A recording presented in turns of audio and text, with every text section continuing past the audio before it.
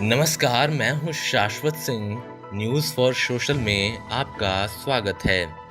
जब भारत सरकार को ही नोट प्रिंट करने हैं, तो सरकार ढेर सारे नोट छापकर देशवासियों को करोड़पति क्यों नहीं बना देती? जब सभी करोड़पति हो जाएंगे, तो देश से गरीबी अपने आप दूर हो जाएगी।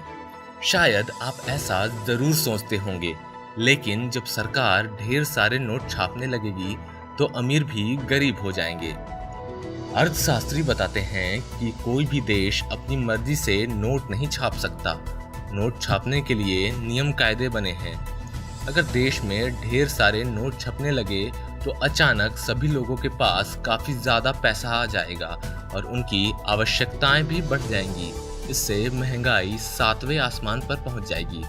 इस तरह के कई मामले सामने आ चुके हैं। कुछ देश ऐसे हैं जिन्होंने नियम से ज्यादा नोट छापने की गलती की, जिसकी सजा वो आज तक भुगत रहे हैं। दक्षिण अफ्रीका में स्थित जिम्बाब्वे ने भी एक समय बहुत सारे नोट छापकर ऐसी गलती की थी।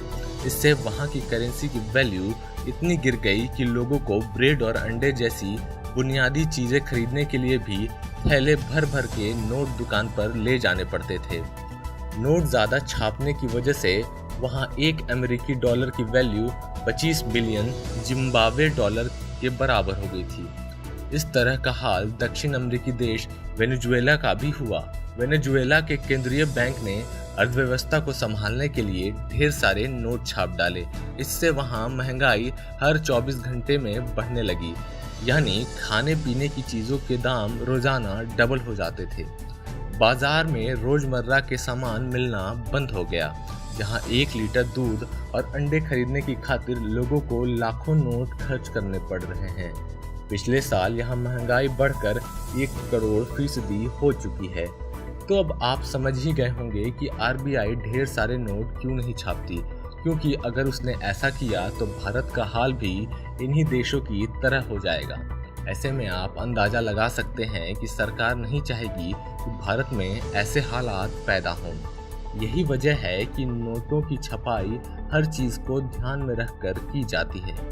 किसी भी देश में कितने नोट छापने हैं, यह उस देश की सरकार, सेंट्रल बैंक, जीडीपी, राजकोषीय घाटा और विकास दर के हिसाब से तय किया जाता है।